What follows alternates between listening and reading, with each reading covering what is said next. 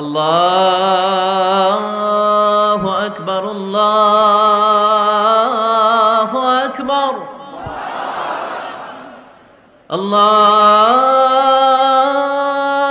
আকবার, আল্লাহু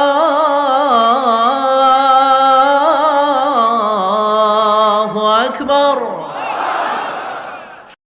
এই সূরাটাকে সূরাতুল আখলাক বলা হয়, মানে আমাদের আখলাক যাতে সুন্দর হয় এরকম 10টা কমান্ডমেন্টস আল্লাহ তাআলা ইনস্ট্রাকশন এই সূরাতে দিয়েছেন। আমাদের সমাজটা যাতে পিসফুল সোসাইটি হয়, হ্যাঁ, আল্লাহ তাআলা কিছু মোরাল স্ট্যান্ডার্ড, কিছু ইথিক্যাল স্ট্যান্ডার্ড, কিছু ম্যানার আমাদেরকে শিখিয়েছেন। কোরআন কিন্তু আমাদেরকে ম্যানার শিখায়। কি শিখায়? ম্যানার্স শিখায়। আজকে দেখবেন যে কোরআন আমাদের কি কি ম্যানার্স শিখায়।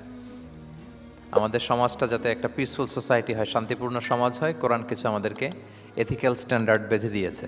আজকে আমরা এগুলো জানবো যে কি কি ম্যানার কোরআন আমাদেরকে মেনটেন করতে বলে, পালন করতে বলে। এবং আপনি আলোচনাটা পুরোটা শুনে আপনি নিজেই বুঝবেন যে আসলেই এই এই ম্যানার্সগুলো, এথিক্যাল স্ট্যান্ডার্ডগুলো, এই ভ্যালিউসগুলো যদি আমরা আমাদের সমাজে অ্যাপ্লাই করি, আমাদের সোসাইটিটা একটা শান্তিপূর্ণ সোসাইটি হয়ে যাবে ইনশাআল্লাহ। তাহলে কি কি ইনস্ট্রাকশন আল্লাহ তাআলা দিলেন to make our society a peaceful society, আমরা এটা দেখব।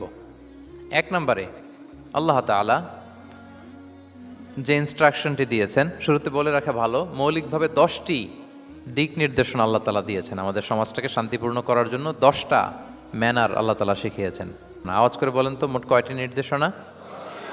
10টি। আমরা গুনে গুনে সামনের দিকে আগাবো। 1 নম্বরে আল্লাহ তাআলা বললেন, ইয়া আইয়ুহাল্লাযীনা আমানু লা তুকদ্দিমু বাইনা ইয়াদাইল্লাহি ওয়া রাসূলিহি ওয়াত্তাকুল্লাহ ইন্নাল্লাহা সামিউন আলিম। ওহে বিশ্বাসীরা, তোমরা আল্লাহ আল্লাহর রাসূল তোমাদেরকে যা করতে বলে এইটার চেয়ে বেশি অ্যাডভান্স হয়েও না, অতটুকুতেই থাকো, ওইটাতেই কল্যাণ, ওইটাতেই বরকত। আল্লাহ আল্লাহ রাসূলের চাইতে বেশি বোঝা যাবে না। ওনারা যেটা বলেছেন এটাই ফাইনাল।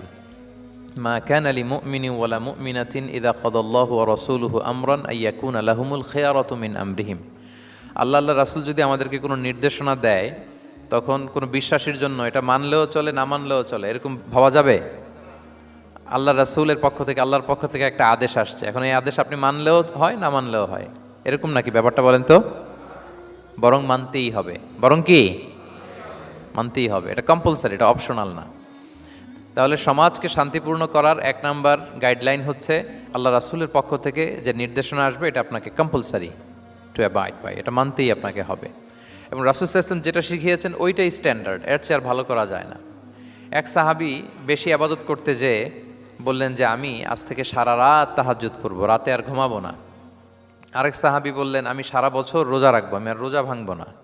আরেক সাহাবী বলে আমি আমার স্ত্রীদের কাছে যাব না, আমি সন্ন্যাসী জীবনযাপন করব।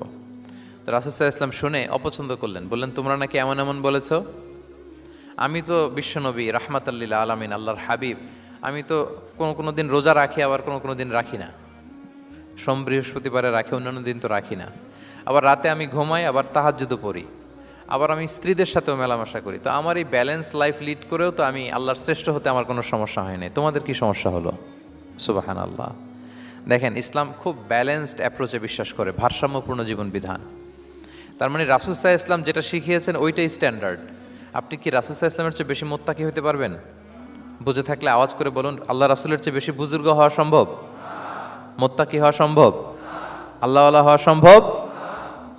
তিনি যেটা শিখিয়েছেন ওইটাই স্ট্যান্ডার্ড। তাহলে প্রথম দিক নির্দেশনা হচ্ছে আল্লাহ আল্লাহ রাসূলের চেয়ে বেশি বোঝা চলবে।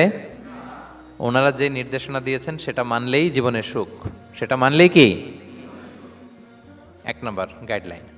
সমাজ যদি শান্তিপূর্ণ সমাজ আমরা পেতে চাই, পিসফুল সোসাইটি যদি পেতে চাই। 2 নাম্বার গাইডলাইন হচ্ছে আল্লাহ তাআলা বলছেন, ইয়া আইয়ুহাল্লাযীনা আমানু লা তারফাউ আসওয়াতাকুম ফাওকা সাওতিন নাবিক ওয়া লা তাজহারু লাহু বিল কওলি কাজাহরি বা'দিকুম লিবা'দিন আন তাহবাতা আ'মালুকুম ওয়া আনতুম লা তাশউরুন। ওহে বিশ্বাসীরা, নবীর কণ্ঠের চাইতে তোমাদের কণ্ঠকে উঁচু করো না। খবরদার, যদি করো, নিজেরা নিজেদের সাথে যেভাবে কথা বলো, নবীর সাথে যদি এভাবে কথা বলো, তাহলে তোমাদের সব আমলগুলোকে বাতিল করে দিবে কে? এই আয়াত নাজিলের একটা প্রেক্ষাপট আছে। বনু তামিম গোত্রের লিডার কে হবে এটা নিয়ে ডিসকাশন হচ্ছিল। তো আবু বকর রাদিয়াল্লাহু তাআলা আনহু বললেন, আমি চাই উনি হোক লিডার। ওমরে ফারুক বলে, না না না, উনি না, আপনি বুঝতে পারেন নাই, আমি চাই ইনি হোক। আবু বকর বলে, ওমর তুমি ঠিক বলো না, আমি বললে তুমি খুলে উল্টাটা বলো, উনি হলে ভালো হয়। আর ওমরে ফারুক বলে, না না না উনি না, উনি হলে, এই যে উনি উনি করে দুইজন তর্ক বিতর্ক করতে করতে ওনাদের কণ্ঠটা রাসূল সাল্লাল্লাহু আলাইহি ওয়াসাল্লামের কণ্ঠের চাইতে একটু উঁচু হয়ে গেল, যেটা দেখতে অনেকটা অশোভন ছিল, সুন্দর দেখাচ্ছিল না। তো রাসূল সাল্লাল্লাহু আলাইহি ওয়াসাল্লাম সামনে বসা, ওনার সামনে উঁচু গলা করে কেউ কথা বলবে, এটা আল্লাহ বরদাশত করলেন না। আরশের উপর থেকে আল্লাহ তাআলা আয়াত নাজিল করলেন, লা তারফাউ আসওয়াতাকুম ফাওকা সাওতিন নবী, খবরদার নবীর কণ্ঠের চাইতে যেন তোমাদের কণ্ঠ উঁচু হয়ে না যায়।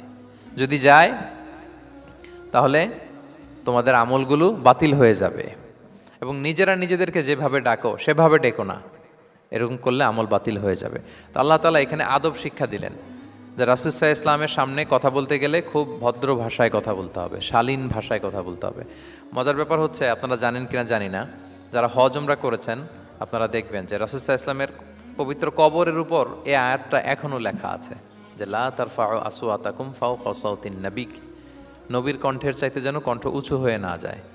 এজন্য দেখবেন যে যারা রাসূল সাল্লাল্লাহু আলাইহি ওয়াসাল্লামের কবর জিয়ারত করতে যায়, ওনারা কবরের সামনে যে ধৈর্য ধারণ করতে পারে না, বুক ফেটে কান্না আসে যে আজীবন যে নবীর কথা শুনলাম, যে নবীর হাদিস শুনলাম, যে নবীকে আমি এত ভালোবাসি, যে নবী আমার জন্য সুপারিশ করবেন, যে নবী আমাকে হাউজে কাউসারের পানি দিবেন, সেই নবী এখানে শুয়ে আছে।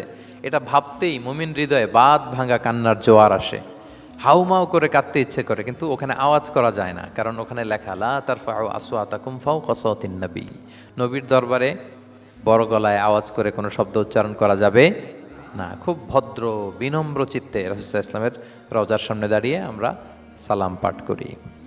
তো এই নিয়মটা শুধু যে রাসূল সাল্লাল্লাহু আলাইহি ওয়াসাল্লামের জন্যই খাস তা নয়, আমাদের আব্বা আম্মা, আমাদের শিক্ষক, মুরব্বী, আধ্যাত্মিক নেতা, ধর্মীয় গুরু, ইসলামী আন্দোলনের বড় লিডার, এরকম যে কারো সামনে বড় গলায় উঁচু গলায় আওয়াজ করে কথা বলা যাবে না, বরং সেখানে ভদ্রতা, এটিকেটস, নম্রতা, এটা বজায় রাখতে হবে। এটা বুঝতে পেরেছেন? হ্যাঁ। পাশাপাশি রাসূল সাল্লাল্লাহু আলাইহি ওয়াসাল্লাম একবার দুপুরবেলায় ওনার ঘরে শুয়েছিলেন। সূরার নাম হচ্ছে সূরাতুল হুজুরাত, মনে আছে তো আপনাদের? সূরার নাম কি? হ্যাঁ, হুজুরাত মানে হচ্ছে কম্পার্টমেন্ট বা অ্যাপার্টমেন্ট, যেখানে মানুষ থাকে আর কি। রাসূল সাল্লাল্লাহু আলাইহি ওয়াসাল্লাম এরকম 9টা হুজরাখানা ছিল। আপনার বাংলাদেশে ইমাম সাহেবের হুজরাখানা এই শব্দটার সাথে পরিচিত না সবাই? এই হুজরাখানা থেকে আল হুজরাত, রাসূল সাল্লাল্লাহু আলাইহি ওয়াসাল্লামের 9 জন স্ত্রী এই 9টা হুজরাতে থাকতেন, এবং এগুলো মসজিদে নববীর সাথে অ্যাটাচ করা ছিল। দুপুরে খেয়ে রাসূল সাল্লাল্লাহু আলাইহি ওয়াসাল্লাম কাইলুলা করছেন, বিশ্রাম নিচ্ছেন। হঠাৎ কিছু বেদুইন লোক, যাদের মধ্যে সভ্যতার ছোঁয়া লাগেনি, তারা এসে রাসূল সাল্লাল্লাহু আলাইহি ওয়াসাল্লামকে ডাকতে আরম্ভ করলো, ইয়া মুহাম্মদ উখরুজ ইলাইনা, ইয়া মুহাম্মদ উখরুজ, এই মুহাম্মদ বেরো বেরো, কথা আছে, এই মুহাম্মদ বেরো বেরো। মানে কেমন যেন বন্ধুরে ডাকতেছে, মনে হচ্ছে বন্ধুকে ডাকতেছে। আল্লাহ তাআলা এটা বরদাস্ত করলেন না, বললেন খবরদার, নিজেরা নিজেদেরকে যেমনে ডাকো, নবীকে যদি অমনে ডাকো, তোমার ঈমান আমল সব বাতিল হয়ে যাবে, খবরদার, সব বাতিল হয়ে যাবে। বরং ওনাকে যখন সম্বোধন করবে তখন ডাক দিবে খুব ভদ্র ভাষায়, বলতে হবে ইয়া নবী আল্লাহ, ইয়া রসুল আল্লাহ, ইয়া হাবিব আল্লাহ, এরকম ভদ্রোচিতভাবে রাসূল সাল্লাল্লাহু আলাইহি ওয়াসাল্লামকে ডাকতে হবে। তাহলে রাসূলের সামনে কণ্ঠ উঁচু করার কারণে আল্লাহ তাআলা এই আয়াত নাজিল করলেন, এবং এই আয়াত নাজিলের পরে ওমরে ফারুক রাদিয়াল্লাহু তাআলা আনহু এত ভয় পেলেন। এরপরে রাসূল সাল্লাল্লাহু আলাইহি ওয়াসাল্লামের সামনে কথা বলতে গেলে উনি এত আস্তে কথা বলতেন, ওই যে বেশি জোরে যদি কথা বলি তাহলে আমার সব আমল বাতিল হয়ে যাবে, এত আস্তে বলতেন। রাসূল সাল্লাল্লাহু আলাইহি ওয়াসাল্লাম জিজ্ঞেস করা লাগতো, ওমর কি বললে, আবার বলো তো, একটু জোরে বলো ওমর, আরেকটু জোরে বলো, আরেকটু জোরে বলো। সুবহানাল্লাহ। মানে এত মিন করে, এত ক্ষীণ ক্ষীণ শব্দে ওমর ফারুক কথা বলতে লাগলেন যে রাসূল সাল্লাল্লাহু আলাইহি ওয়াসাল্লামের বুঝতে কষ্ট হচ্ছিল কথা। তখন তিনি বলতেন, ওমর আরেকটু জোরে বলো না, কি বললে বুঝলাম না, আরেকটু জোরে বলো। ওনারা এতটা ভয় পেয়েছিলেন এই আয়াত নাজিল হওয়ার পরে। তাহলে 2 নাম্বার ইনস্ট্রাকশন হচ্ছে, মুরব্বী, শিক্ষক, উস্তাজ, ধর্মীয় গুরু, আধ্যাত্মিক নেতা, ইসলামী আন্দোলনের বড় নেতা, এরকম রেসপেক্টেড কারো সামনে উচ্চবাচ্য করে কথা বলা উচিত না। এটা আদবের খেলাফ, শিষ্টাচারের খেলাফ। আর আমরা বলেছি এই সূরাটা আমাদের শিষ্টাচার নিয়ে কথা বলে, সামাজিক রীতিনীতি, শিষ্টাচার, এটিকেটস নিয়ে কথা বলে। তাহলে এই যে 2টা ইনস্ট্রাকশন গেল। 3 নাম্বার ইনস্ট্রাকশন হচ্ছে, আল্লাহ তাআলা বললেন, ইয়া আইয়ুহাল্লাযীনা আমানু, ওহে বিশ্বাসীরা, ইন জাআকুম ফাসিকুম বিনাবাইন ফাতাবায়ানু, কোনো পাপাচারী যদি কোনো নিউজ নিয়ে আসে, বিশ্বাস করার আগে নিউজটা যাচাই করে নিও। আন তুসিবু কওমান বিজাহালাতিন ফাতুসবিহু আলা মা ফাআলতুম নাদিমিন, যদি তোমরা বিশ্বাস করে ফেলো তাহলে কোনো কওমের উপর হয়তো এমন ডিসিশন নিয়ে নিতে পারো যে ডিসিশনের কারণে পরে তোমাদেরকে পস্তাতে হবে। তাহলে 3 নাম্বার ইনস্ট্রাকশন হচ্ছে নিউজ একটা শুনলেই বিশ্বাস করা যাবে, এটাকে ভেরিফাই করতে হবে। কি করতে হবে? You have to verify and cross check the authenticity of the news. নিউজটা সঠিক কিনা আপনাকে ক্রস চেক করতে হবে, শুনলেই বিশ্বাস করা যাবে না। এটা বর্তমান সময়ের সাথে অনেক বেশি প্রাসঙ্গিক। এত হোক্স নিউজ এখন, এত রুমার্স, এত ফেক নিউজ সোশ্যাল মিডিয়াগুলোতে, ইভেন মেইন স্ট্রিম মিডিয়াও যা প্রচার করে সবই যে আপনি বিশ্বাস করতে পারবেন তাও না, ওইটাও একটু ক্রস চেক করে নিতে হবে। এদেরও কিছু প্রোপাগান্ডা থাকে আবার, এরাও নিউজকে এমনভাবে অনেক সময় করে তাদের সুবিধার্থে। সো আপনার চোখ কান খোলা রেখে অনেকগুলো নিউজ একসাথে মিলিয়ে তারপরে বিশ্বাস করতে হবে। কিন্তু আমাদের সরল মনা অনেক ভাইদের যেটা হয়, ফেসবুকে একটা কিছু দেখে আমরা মনে করি যেটা সঠিক, ফলে কি করি? শেয়ার দিয়ে ফেলি। কি করি? শেয়ার দেই। আবার আপনার বন্ধুরা শেয়ার দেয়, ফলে মুহূর্তে একটা রুমর, একটা গুজব ছড়িয়ে পড়ে সমাজে, কিন্তু আদতে এটার সাথে কোনো মিলই নাই বাস্তবতার। এরকম হয় কি হয় না বলেন তো? দেখেন ইসলাম কত সুন্দর একটা নিউজকে ভেরিফাই করার জন্য আমাদেরকে নির্দেশ দিয়েছে। ফাতাবাইয়ানু মানে ক্রস চেক করো। কোনো সংবাদ আসলেই চিলে কান নিয়ে গেছে শুনলে চিলের পেছনে দৌড় দিবেন নাকি? না আগে প্রথমে কি করবেন? একটু দেখে নিতে হবে যে আসলে কি কান নিয়ে গেল না রয়ে গেল। এই আয়াত নাজিলের একটা প্রেক্ষাপট আছে, সেটা কি? 5ম হিজরিতে বনুল মুস্তালিকের যুদ্ধে যখন আল্লাহ হাবিব সাল্লাল্লাহু আলাইহি ওয়াসাল্লাম জয়লাভ করলেন, বনুল মুস্তালিকের সবাই মুসলিম হলো। রাসূল ইসলাম তাদেরকে দিনের দাওয়াত শিখিয়ে বললেন, বছর শেষে তোমাদেরকে জাকাত পে করতে হবে, আর জাকাতের এই টাকা নেয়ার জন্য আমি একজনকে পাঠাবো বছর শেষে। তো বছর শেষে তিনি বনুল মুস্তালিকের যে লিডার হারিস ইবনে মিরারের কাছে আল ওয়ালিদ ইবনে উকবা নামে জাকাতের কালেক্টর এক সাহাবীকে তিনি পাঠালেন যে যাও তুমি যে জাকাত নিয়ে আসো। তো উনি গেলেন, উনি আসবেন শুনে বনুল মুস্তালিকের সবাই পল্লী থেকে বের হয়ে মরুভূমির মাঝখানে তলোয়ার নিয়ে ঘোড়া টোরা নিয়ে তাকে ওয়েলকামিং রিসেপশনের জন্য, রেড কার্পেট রিসেপশনের জন্য সবাই দাঁড়ায় আছে যে নবীর সাহাবী আসবে, জাকাত কালেক্ট করতে, আমরা জাকাত দিব। এখন ওই সাহাবী যখন গেলেন, সবাইকে এরকম ঘোড়া তলোয়ার এরকম সাজসজ্জা নিয়ে দাঁড়ায় থাকার কারণে উনি ভয় পেয়ে গেলেন। উনি ভাবছে আমাদের মনে হত্যা করার জন্য দাঁড়ায় আছে।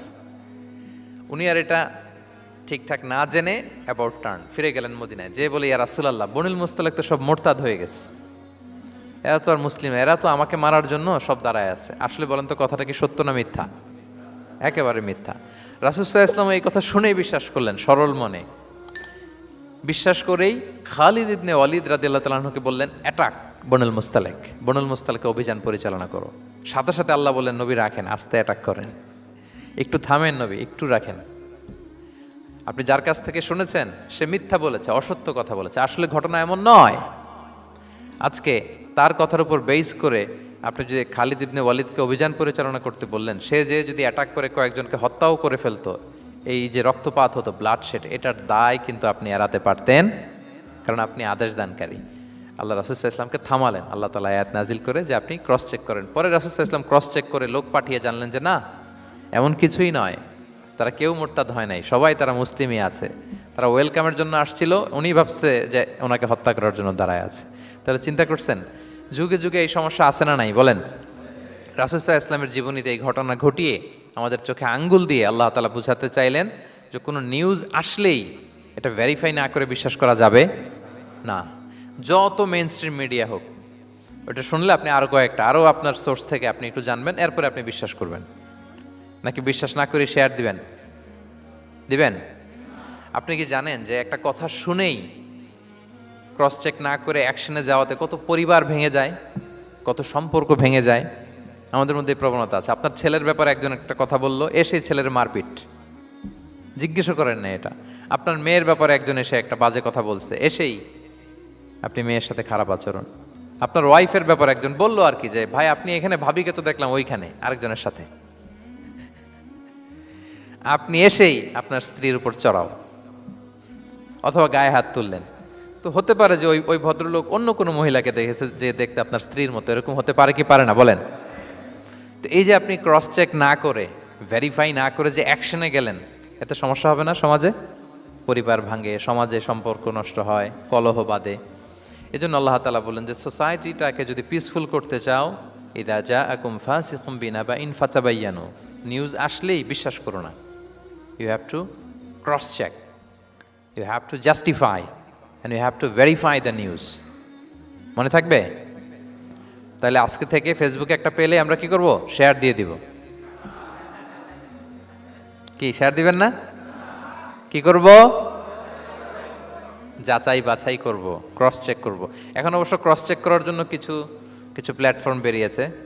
তারা অবশ্য যেগুলো খুব বেশি ছড়িয়ে পড়ে নিউজ, সেগুলো যদি ভুল হয় তারা ক্রস চেক করে তারা সামাজিক সচেতনতা তৈরি করে। তো আমরা প্রত্যেকেই দায়িত্বশীল হলে এই গুজবগুলো স্প্রেড করা থেকে আমরা বিরত থাকতে পারি। নিউজ শুনলেই আমরা এখন বিশ্বাস করবো না, আগে ক্রস চেক করে নেব, তা না হলে আমরা বিপদে পড়তে পারি। কি বলেন? এমন কোনো কাজ করে ফেলতে পারি যেটার কারণে পরে লজ্জিত হব। তো আমরা আগে থেকেই সাবধান হয়ে যাই। 4 নম্বরে আল্লাহ তাআলা বললেন, ওয়া ইন তাইফাতানি মিনাল মুমিনিনা ক্তাতালু ফাআসলিহু বাইনাহুমা।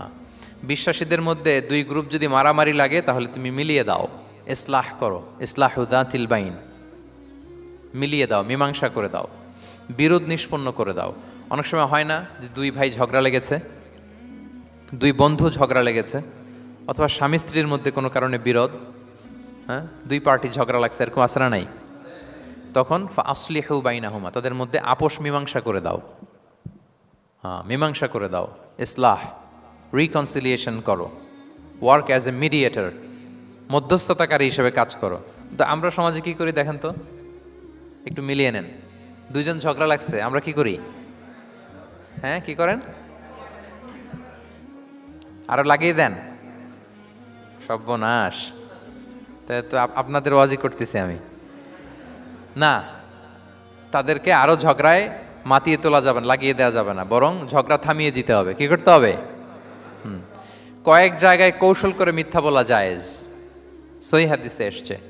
এর মধ্যে একটা আছে, 2 জন মানুষের মধ্যে সম্পর্ক নষ্ট, তাদের সম্পর্ক জোড়া লাগিয়ে দেওয়ার জন্য আপনি কৌশল করে মিথ্যা বলতে পারেন। যেমন ধরেন যে 2 জনের সাথে কথা হয় না, তা কুমড়া সম্পর্ক, আপনি একজনকে বললেন যে ভাই ওই দিন তো ওই লোক আপনার ব্যাপারে অনেক প্রশংসা করলো।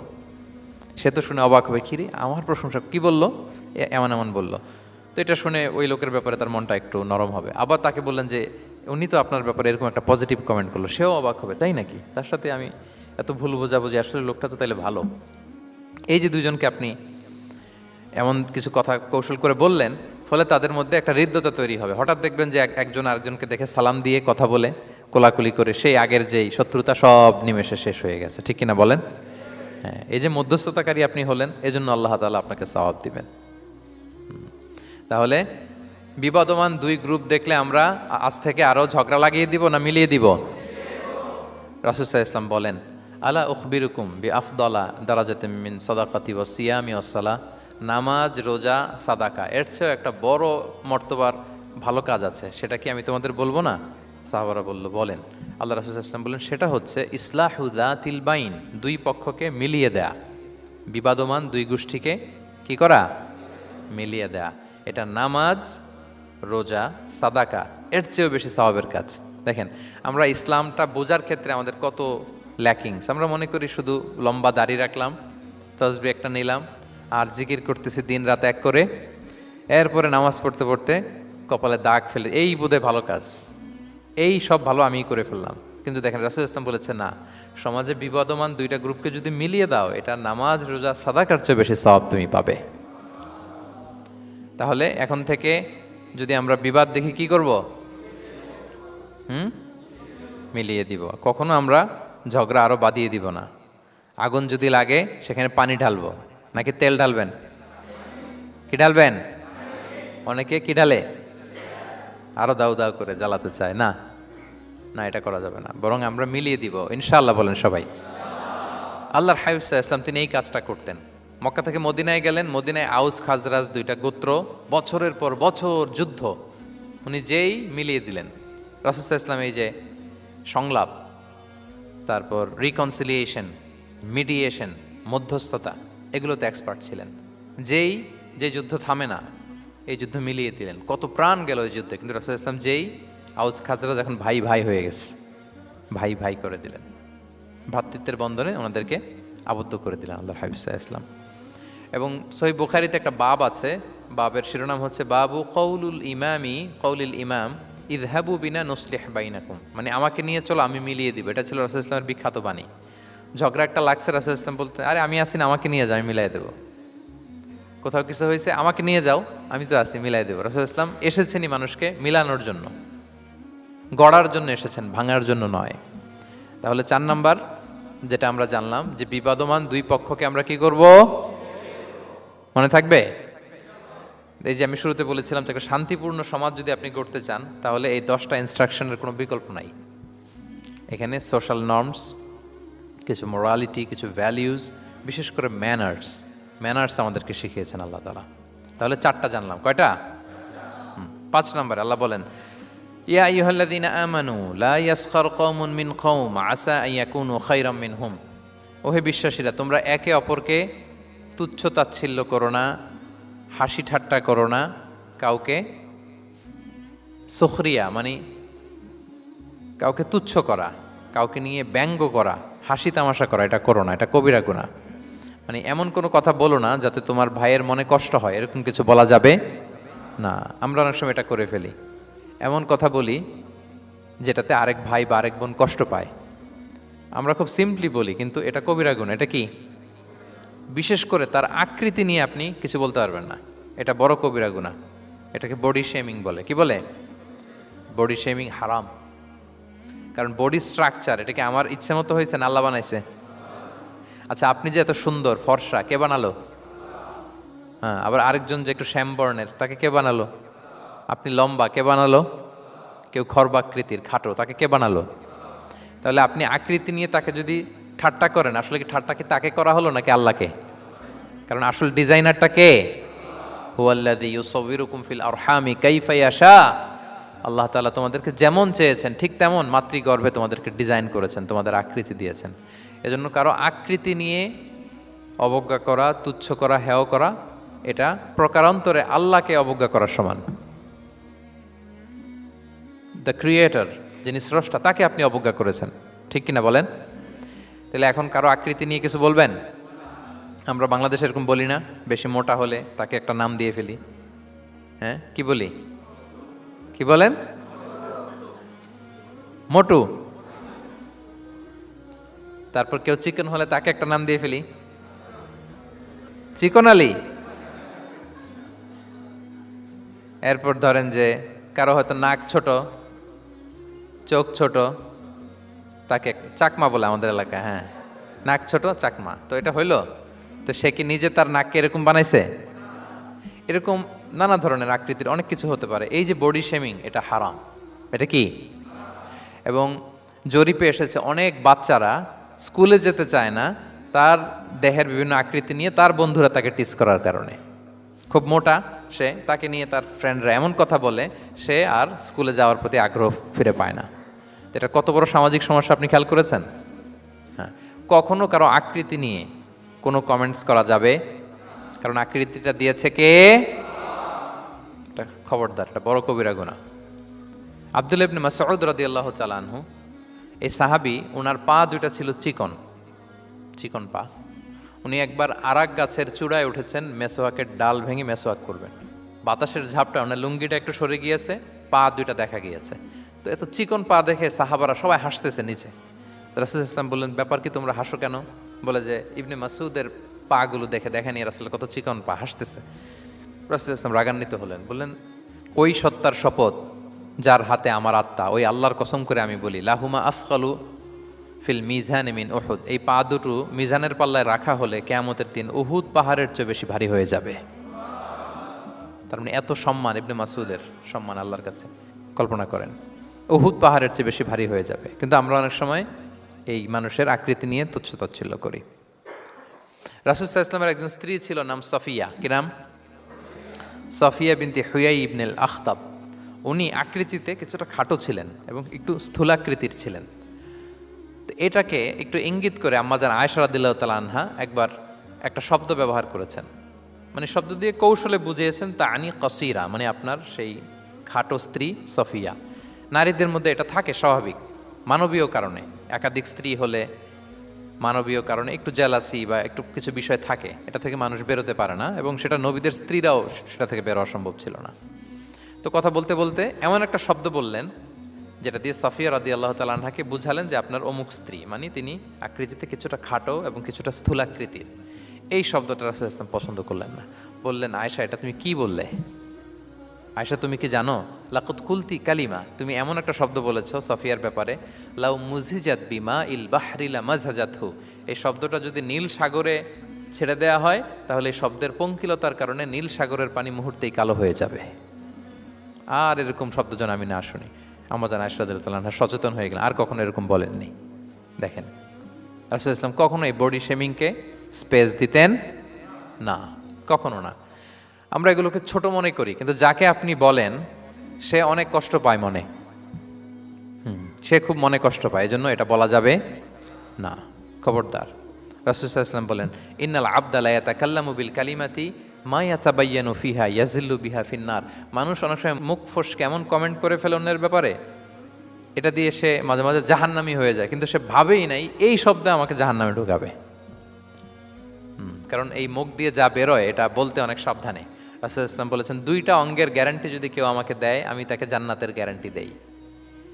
মাইয়াদমান লি মা বাইনা লিহিয়াইহি ওয়া মা বাইনা রিজলাইহি আদমান লাহুল জান্নাহ। দুই অঙ্গের গ্যারান্টি যে দেয় তাকে আমি জান্নাতের গ্যারান্টি দেই। এক হচ্ছে দুই চোয়ালের মাঝখানে যা আছে মানে জিহ্বা, এই জিহ্বার গ্যারান্টি যদি দেয়। আরেকটা হচ্ছে দুই পায়ের মাঝখানে যা আছে মানে মানুষের প্রাইভেট। এই দুইটা অঙ্গের গ্যারান্টি যদি কেউ দেয় যে এই দুই অঙ্গ দিয়ে আমি কোনো পাপ কাজ সংগঠিত করব না, বিশ্বনবী সাল্লাল্লাহু আলাইহি ওয়াসাল্লাম বলেন আমি আমার ওই উম্মতকে জান্নাতের গ্যারান্টি দেই। তাহলে তুচ্ছ তাচ্ছিল্য ঠাট্টা বিদ্রুপ করা যাবে না। 6 নম্বরে ওয়ালা তালমিজু আনফুসাকুম, তোমরা অন্যের বদনাম করে বেরিও না। লামজ আসছে লুমাজা থেকে, ওয়াইলুল লিকুল্লি হুমাজাতিল লুমাজা, যে প্রকাশ্যে অন্যের বদনাম করে বেড়ায়, অন্যের দোষ খুঁজে বেড়ায়। একদল লোক আছে দেখবেন শুধু অন্যের দোষ খোঁজে, নিজের দিকে আঙ্গুল যায় না।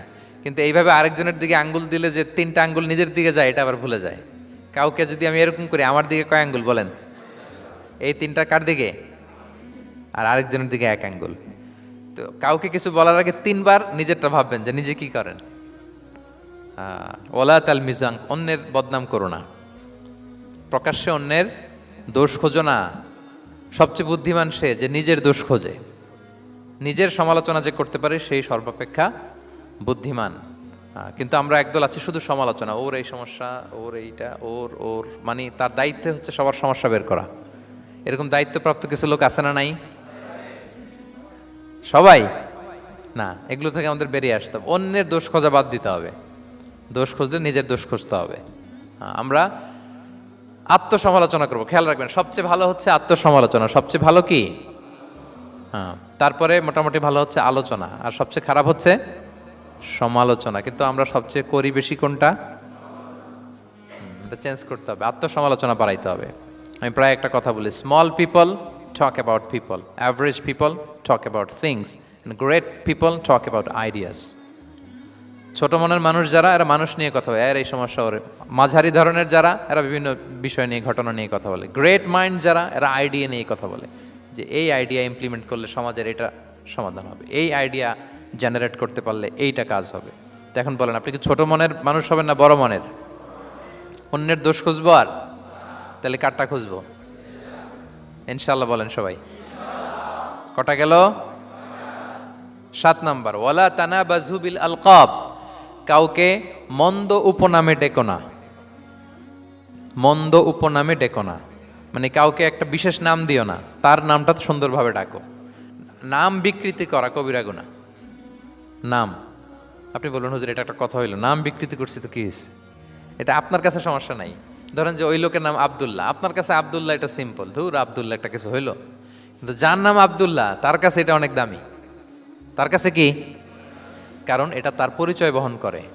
ধরেন যে আমার নাম কি মিজান, আপনার কাছে মনে হয় আরে মিজান একটা নাম হইলো, তা আমার কাছে তো এটা অনেক গুরুত্বপূর্ণ, কারণ এটা আমার পরিচয় বহন করে। এই নামে মানুষ আমাকে ডাকে, ফলে এটা আমার খুব আদরের, আমার কাছে বড্ড যত্নের, দরদের নামটা। আপনার কাছে নাও হতে পারে। মানুষ প্রত্যেকে তার নিজের নামকে খুব পছন্দ করে।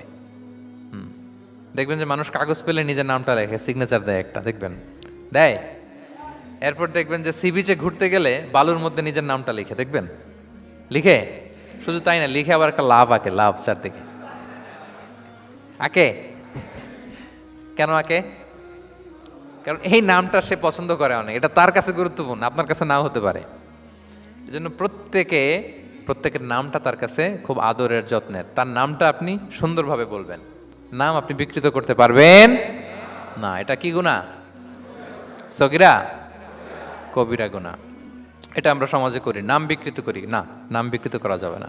ওয়ালা তানাবাযু বিল আলক, মন্দ নামে ডেকো না। আমাদের সমাজে এটা আছে, দেখবেন যে বাবা মা সুন্দর নাম রেখেছে আবু বকর, ওকে ডাকে বকইরা, আছে না এরকম?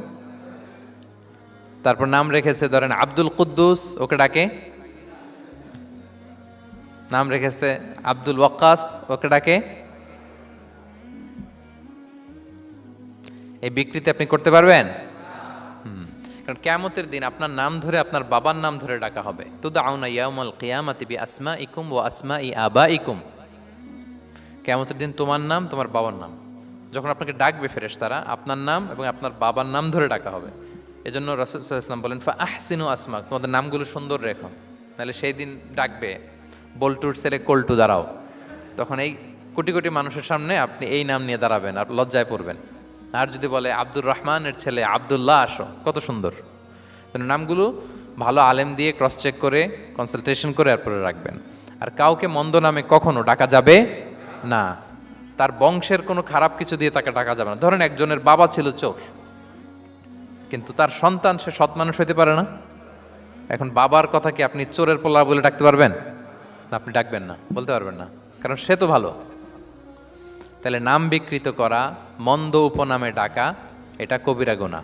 এটা আমরা কখনো করব মনে থাকবে প্রিয় ভাইরা?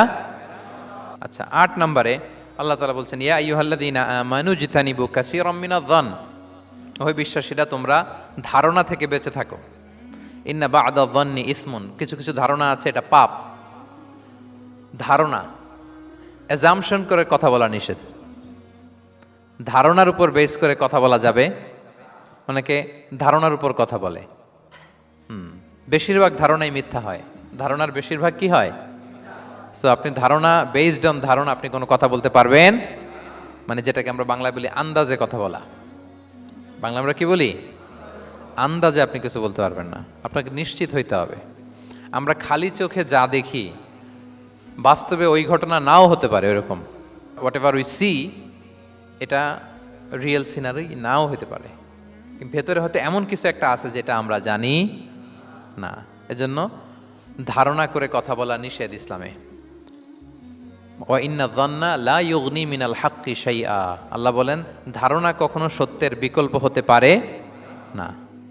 আপনাকে সত্যটা জেনে বলতে হবে, আপনি ধারণার উপর কিছু বলতে। আমরা এরকম সমাজে অনেক করি, অনেক আপনি পাবেন। দেখবেন যে ধরেন যে আপনাকে আপনার এক বন্ধু দেখলো, রিক্সা দিয়ে যাচ্ছেন, আপনার পাশে এক নারী বসা, তো সে অনেক কিছু খারাপ ধারণা করতে পারে। এরকম হয় না সমাজে? এমন হতে পারে যে আপনি আপনার ছোট বোনকে নিয়ে বেরিয়েছেন, হতে পারে না? কিন্তু আপনি তো একটা ধারণা করে ফেললেন অন্য কিছু। বা আপনার ভাগ্নিকে নিয়ে বের হয়েছেন, আপনার খালাকে, আপন খালাকে নিয়ে বেরিয়েছেন কোনো কাজে, ডাক্তারের কাছে বা কিছু একটা হতে পারে। কিন্তু তাকে দেখেই আমি এদিক সেদিক বলতে আরম্ভ করলাম যে ওকে তো দেখছি এরকম এরকম এরকম, আছে না নাই? আমাদের সমাজে আমি দেখেছি যে কারো যদি ঠোঁট কালো হয় তো মানুষ ধারণা করে নেয় লোকটা মনে হয় সিগারেট খায়। কিন্তু সিগারেট সেবন করা ছাড়াও কারো ঠোঁট কালো হতে পারে কি পারে না বলেন? এই যে এগুলো সমাজে প্রচলিত। বিয়ে করার পর পর ইমিডিয়েট যদি কেউ একটা গাড়ি কিনে বা হুন্ডা কিনে, এটা কি বলে বলেন তো?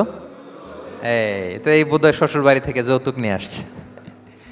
দেখছেন, এরকম ভুরি ভুরি আপনি সমাজে পাবেন যে আন্দাজে, ধারণার উপরে আমরা অনেক কথা বলে ফেলি, কিন্তু নিশ্চিত না হয়ে আপনি কোনো কমেন্টসে যেতে পারবেন না, এটা একেবারে নিষেধ।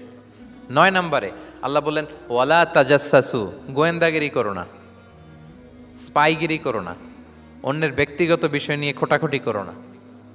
এরকম স্বভাব আমাদের অনেকের আছে না নাই? অনেকে দেখবেন যে অনেকের প্রাইভেট বিষয় নিয়ে খোঁচাখুচি করতে সে বড্ড মজা পায়, আছে এরকম? এটা হারাম, আওয়াজ করে বলুন এটা কি? ওয়ালা তাজাসসু, গোয়েন্দাগিরি করো না। Everyone has personal space and no one should interfere someone's personal space. কেউ কারো পার্সোনাল স্পেসে ইন্টারফেয়ার করা যাবে না। প্রত্যেকের একটা প্রাইভেট এরিয়া আছে, প্রাইভেসি আছে। দেখেন ইসলাম প্রাইভেসিকে কত গুরুত্ব দেয়। প্রত্যেকের প্রাইভেসিকে ইসলাম কত গুরুত্ব দেয়। কারো প্রাইভেসির মধ্যে ইন্টারফেয়ার করা এটা ইসলাম পছন্দ করে না। এজন্য খবরদার, কারো ব্যক্তিগত কোনো ইস্যু নিয়ে আমরা নাক গলাতে পারবো না। কারো মোবাইল ধরে মোবাইলের গ্যালারি চেক করা, কারো ইনবক্স চেক করা, কাউকে না বলে কারো চিঠি পড়ে ফেলা, উকি মারা, আড়ি পাতা, এগুলো হারাম। এগুলো কি? তো এরকম সব আমাদের আছে না নাই? আড়ি পেতে শুনতে চাই, উকি মারি, তারপর সে কি করে দেখি তার প্রাইভেট মুহূর্তে, তারপর তার মোবাইল চেক করি, তার গ্যালারি চেক করি, তার ইনবক্স চেক করি। এই দায়িত্ব ইসলাম আমাদেরকে দেয়। এমনকি ইসলামী রাষ্ট্রও যদি হয়, ইসলামী রাষ্ট্রের জন্য এটা দায়িত্ব না যে প্রত্যেকে ব্যক্তিগত তার বেডরুমে তার প্রাইভেট লাইফে কি করে এটা দেখা, ইটস নট হিজ বিজনেস। ইসলামী রাষ্ট্র মানুষকে ন্যায়, কল্যাণের পথ, সুন্দর জীবন পরিচালনার জন্য উৎসাহিত করবে, কিন্তু প্রত্যেকে প্রাইভেট লাইফে কি করে ওইটা সিসি ক্যামেরা লাগিয়ে দেখা, এটা কারো দায়িত্বের মধ্যে পড়ে না। এটা একেবারে নিষেধ। এটাকে বলে তাজাসসুস, গোয়েন্দাগিরি করা। বরং ইসলাম কি উৎসাহিত করে জানেন? অন্যের দোষ দেখলে এটাকে গোপন রাখতে উৎসাহিত করে। গোপন রাখবেন। মান সাতারা আইবান সাতারাহুল্লাহু ইয়াউমাল কিয়ামা। কেউ যদি তার ভাইয়ের দোষ গোপন রাখে, কিয়ামতের দিন আল্লাহ তার দোষ গোপন রাখবে। ওমান কাশাফা আওরাতা আখি, বিষ্ণু বলেন, কিন্তু কেউ যদি তার ভাইয়ের কোনো গোপন জিনিস প্রকাশ করে দেয়, কাশাফাল্লাহু আওরাতাহু, আল্লাহ তার সব গোপন জিনিস প্রকাশ করে দিবে। বলেন, আমাদের প্রত্যেকেরই গোপন জিনিস আছে না নাই? এখন আমাদের সব ভুল, সব গোপনীয়তা যদি প্রকাশ হয়ে যায়, কি হবে তখন? আল্লাহ নিজে দায়িত্ব নিচ্ছে যে তুমি যদি তোমার ভাইয়ের কিছু ফাঁস করো, তোমার হাড়ি আমি হাটে ভাঙবো। হাটে হাড়ি ভাঙবো তোমার আমি, তখন দেখা যাবে। আমাদের অনেকের এই মানসিকতা আছে, অন্যের প্রাইভেট বিষয় নিয়ে কখনো আপনি নাক গলাতে পারবেন না। কারো প্রাইভেসিতে আপনি ইন্টারফেয়ার করবেন না, কারো প্রাইভেট স্পেসে আপনি ইন্টারফেয়ার করবেন না। এটা খুব বাজে একটা স্বভাব, এটা ইসলাম হারাম করে দিয়েছে। আমাদের অনেকের মধ্যে আছে খুঁটে খুঁটে, ভাই এটা কি, ওইটা কি করছেন, সরকারি চাকরি না প্রাইভেট চাকরি, বেতন কত, বয়স কত, ওইটা কত, ওইটা কত, হাবি যাবি, এটা তার, ইটস নট হিজ বিজনেস। তারপর মানুষ খুঁচিয়ে খুঁচিয়ে, নিঃসন্তান দম্পতি আমি দেখেছি, তাদেরকে পেলে অনেকে, ভাই কি সমস্যা, কয় বছর হইল, বাচ্চা নিচ্ছেন না কেন, কবে হবে, কার সমস্যা, আপনার সমস্যা না ভাবির সমস্যা, বেটা তোর কি সমস্যা ওইটা বল। একজন নিঃসন্তান দম্পতি তারা কি স্ট্রাগলের মধ্য দিয়ে যায় আপনি জানেন? এটা তার জন্য পরীক্ষা। ওই পরীক্ষার মধ্যে আপনি খুঁচিয়ে খুঁচিয়ে, মানে সে kind of he is a gynaecologist, সে আপনার ইয়ে করতেছে, ট্রিটমেন্ট দিচ্ছে, ভাই কি হয়েছে, এইটা ওইটা, তাদেরকে বিব্রত করে একটা পরিস্থিতিতে ফেলা, এম্বারাসিং একটা সিচুয়েশনে ফেলা, এটা হারাম।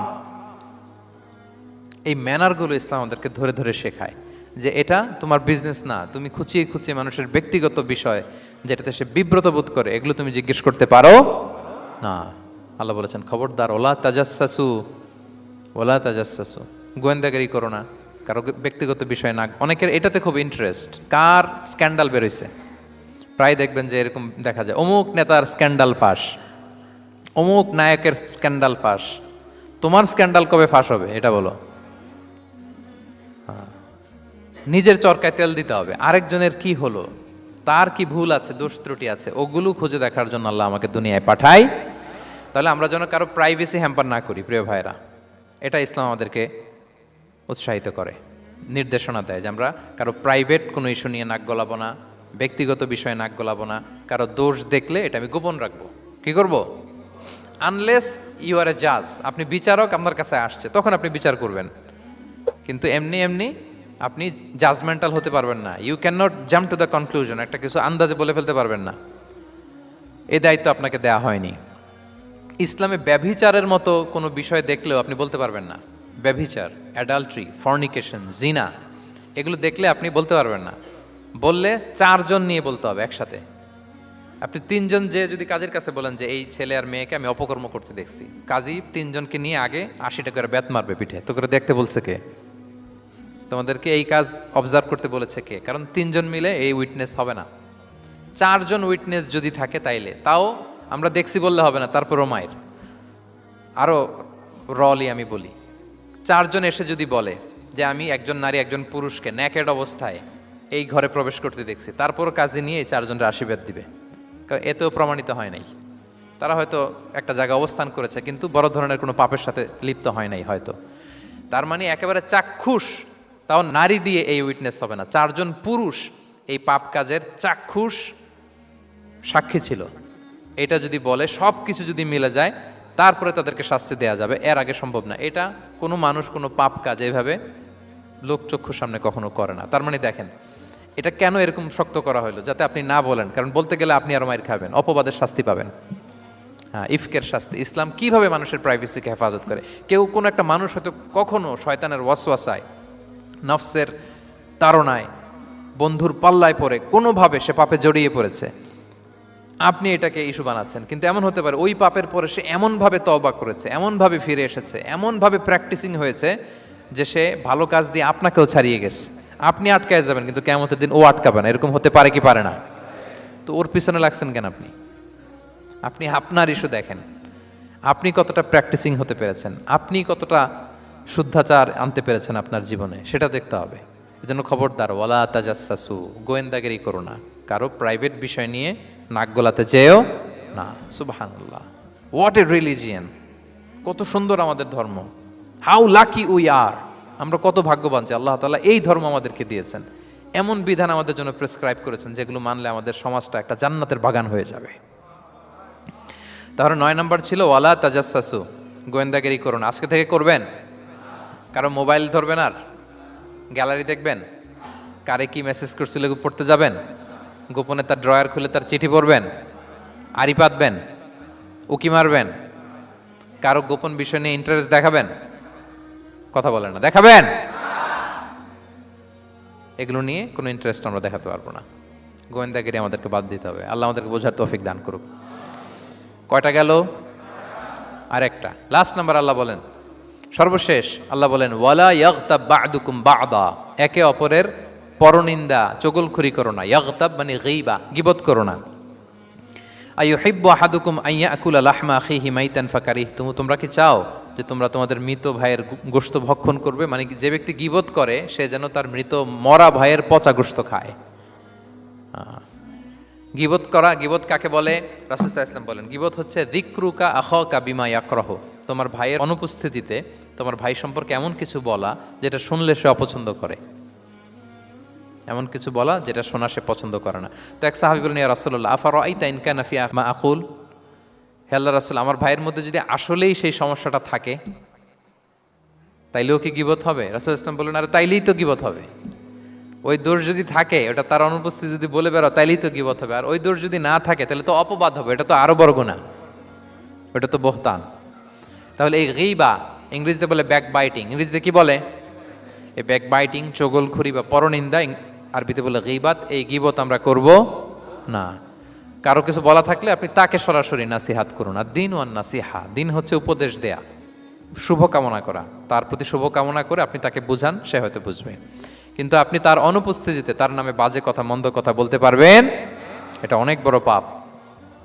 একজনের ব্যাপারে আরেকজনের কান ভারী করা, ওর কথা ওর কাছে, ওর কথা ওর করে, এরকম করে সমাজের মধ্যে একটা গিরিঙ্গি লাগায়, আছে না নেই? এটা হারাম।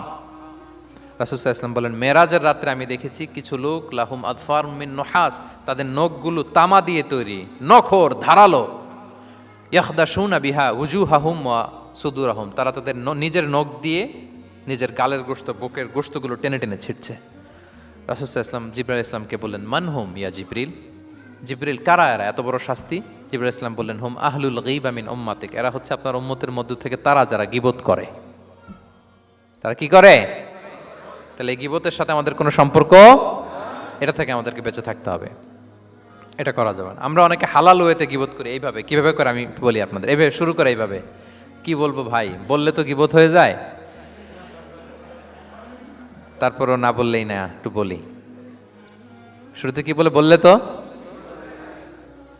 দেখছেন কিভাবে হালাল করে, বললে তো গীবত হয়ে যায়, এইভাবে স্টার্ট করে। বললে যদি গীবত হয়ে যায় এটা বলা যাবে? আওয়াজ করে বলেন, যেটা বললে গীবত হয়ে যাবে এটা বলা যাবে না। এই অভ্যাসগুলো থেকে আমরা আস্তে আস্তে ফিরে আসবো, ওগুলো আমরা আর বলবো। তাহলে মোট 10টা, কয়টা? এই 10টা যদি আমরা মেনে চলি, সমাজে আর কোনো অশান্তি থাকবে?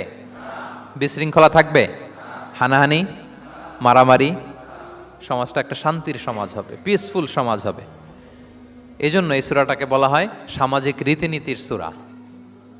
সোশ্যাল এটিকেটস, সামাজিক রীতিনীতি আল্লাহ শিখিয়েছেন, আমাদেরকে ম্যানার শিখিয়েছেন।